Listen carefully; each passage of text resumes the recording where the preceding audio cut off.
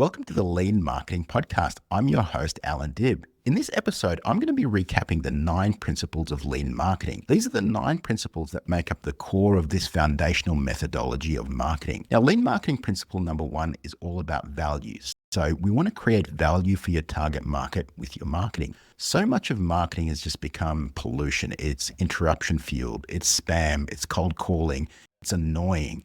Now, that's not the kind of marketing that we want in our business. We want to create a lot of goodwill in our business. And so what we want your marketing to do is we want it to inspire, we want it to entertain, we want it to inform, and then a small portion of your target market will eventually buy from you. But everybody who comes in contact with it will get value from it. It'll create a massive goodwill in your business. Make your marketing so valuable that someone would potentially even pay for it. Again, even though you may never charge for it. So we want to create a lot of goodwill in the marketplace with our marketing.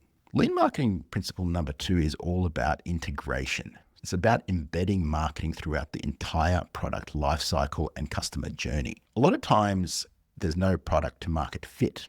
You're going to have a very, very difficult time selling it. It's going to be like an uphill battle. So imagine that you're pushing a boulder uphill. That's often what it feels like selling a product or service that has no product to market fit. So I want you to think about marketing as an accelerant. It's not something that's going to fix all of your problems. So we've got to have strong product to market fit, and we've got to integrate marketing throughout our whole entire product life cycle. Now, lean marketing principle 3.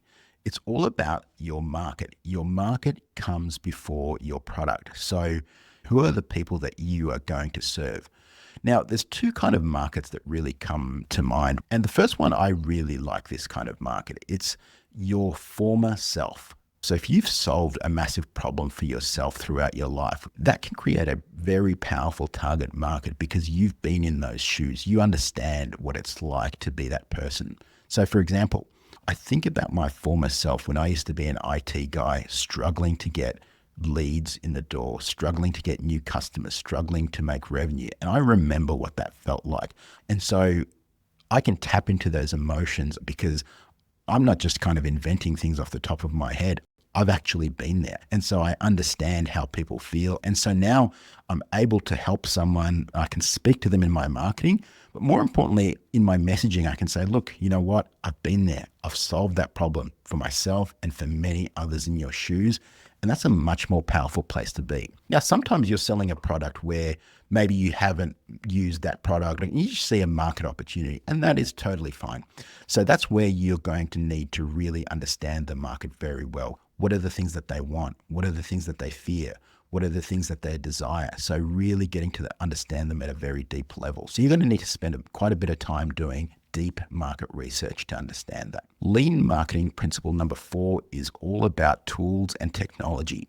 What we want to do is we want to use tools and technology to do the heavy lifting and reduce friction. We want to reduce friction at every point in your whole customer life cycle. So convenience is the ultimate force in marketing, in product development, in product delivery, in product to market fit. Think about like Uber. Right? Why do we use Uber? Because it's convenient. I can press a button, car arrives to my destination. Another example is Amazon. Why? Because it's just so convenient. Same day shipping or next day shipping, and the thing just arrives, easy returns. So convenience even trumps our preferences in most cases. So tools enable us to really do a lot of the heavy lifting. Now think about the tools that we get to use from a marketing perspective.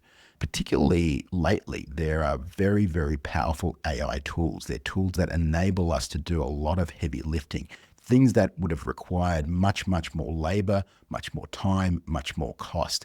And so a large part of your job as a marketer is to understand what tools are out there to help you do the heavy lifting so that you can do more with less. And doing more with less is a core part of what lean marketing is all about. We want to get bigger results by doing less stuff. Lean marketing principle number 5 is about assets. Assets help you increase your yield on marketing activities. Now think about other types of assets in the financial space. So for example, think about real estate or think about stocks. Real estate, I can rent that out and I can generate income.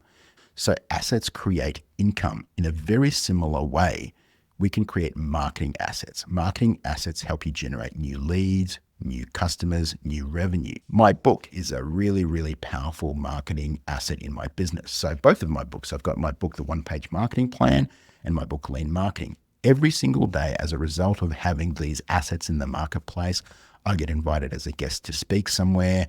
I get invited onto podcasts. Now, this is a marketing asset that keeps generating leads. It keeps generating clients. It keeps generating revenue. So think about an asset that can create a lot of value for your target market, that creates enormous value for them. Lean marketing principle number 6 is all about branding. It's the personality of your business. So just like a person has a personality, a business has a personality as well. And so that is really the core of your brand.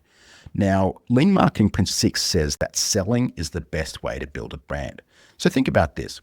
If someone was to get to know you and your personality well, what would be the best way for them to do that? Well, it would be for them to interact with you, for them to spend time with you. And so in a similar way, from a marketing perspective, the best way for someone to get to know you and think about you as a brand is for them to buy from you. Because once they buy from you, they get to experience your marketing, they get to experience your customer service, they get to experience your delivery, they get to interact with your team. And so they're going to get a pretty good sense for your personality. Now, a lot of times people think of big brands like Apple or Coca-Cola or Nike, and they look at the big flashy things that they do, Super Bowl ads and billboards and all of those sorts of things, and they associate those with having a strong brand. And of course, it is associated with having a strong brand. But I would put to you that those are the things that are the result of building a brand. They're not the things that made the big brand. What made those big brands was selling a lot of product to a lot of people. Brand and your story and your personality as a business are the things that are really going to differentiate you more than anything else. Let's move on to Lean Marketing Principle number 7. This is all about processes, and this is our third force multiplier. Lean Marketing Principle number 7 says that marketing is a process, not an event. So a lot of people treat marketing like an event. Hey, we did a big rebrand, or we launched a website, or we launched a marketing campaign. And there's nothing wrong with any of those things, but those are events. Those are not processes. A lot of times we'll work with clients and sometimes they get disappointed or frustrated if their early marketing efforts haven't been a smash hit of a success. But the best marketers in the world, they're the ones who do consistent daily, weekly, monthly processes. That's why a lot of people are surprised to find that the best marketers are often process-driven people. They're not people who are necessarily super creative or come up with some amazing brand idea or something like that. They're people who are just showing up on a daily, weekly, monthly basis and just really cashing in on that compound interest, the compound interest that generates new clients, new lead flow, new revenue. And over time, it is such a superpower. If you can implement the power of marketing processes in your business, you will be unstoppable. Lean Marketing Principle number 8.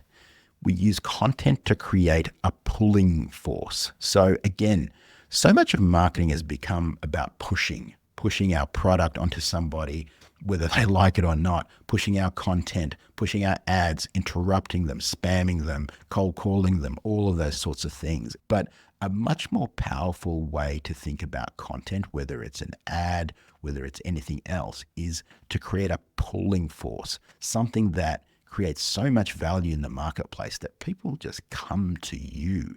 Wouldn't that be so powerful if you could open your email inbox every single day and someone says, hey, I saw that piece of content that you created, or I heard it, or I read it, and it really resonated with me. It's something that I want to hear more. So that's something that I experience every single day from my content. That's what a lot of our clients in our accelerator program also experience, because good content creates that pulling force. It creates that community of people who are like-minded, who share the same values, and who want what you've got. And a lot of times, really powerful content will help people come to you and they'll really resonate with what you've got to offer. Finally, we'll end on Lean Marketing Principle number 9. Lean Marketing Principle number 9 is all about continuous improvement. It's so important to test, measure, and continuously improve each step in your marketing campaigns. So it's that principle in Japanese called Kaizen, where we just make small improvements on a regular basis. We continually test. Lean marketing principle number 9 is all about identifying at what step did something break down. So let's break it down. It's like if someone had said to you, we tried manufacturing, but it just didn't work. Was it in the packaging? Was it in the delivery? Was it in the pricing that didn't work? Like, what specifically didn't work? So in a similar way, we think about marketing in steps. So what step of the marketing process maybe needs a bit of improvement? So we need to be continually testing, measuring, and improving each step in our marketing campaigns. And, small little improvements can have massive effects on your bottom line, on your revenue, on your lead flow. Now, there's any number of metrics that we can be tracking and obsessing over, and they're great. They're what I call micro metrics, and they can really help you troubleshoot those steps that I just talked about. But really, the 2 metrics that I want you to be obsessing over, and they are cost of customer acquisition and lifetime value. They're the 2 most important metrics that you can have in your business and in your marketing, and understanding those well. So cost of customer acquisition is how much does it cost us to acquire a customer? So you want to be very aware of that. What are the total costs of your marketing? What are the total costs of your sales process? And then dividing that by the number of clients that you're getting in that time period. And then lifetime value is how much is a client worth to us over the entire tenure with us? So how long does a client stay with us? And again, can we improve that? So these will all be functions of lean marketing principle number 9, which is all about testing, measuring, and continually improving each step in your marketing campaigns. So they're the 9 principles of lean marketing. So implement these in your business and in your marketing, and it will absolutely revolutionize your results.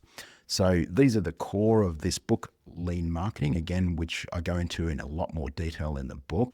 And I highly recommend that you spend a lot of time thinking about these 9 core principles, but more than thinking is implementing them in your business. And if you need some help with that, just hit us up. We've got a marketing accelerator that really will help you power through all of these and help you implement these at a very high level.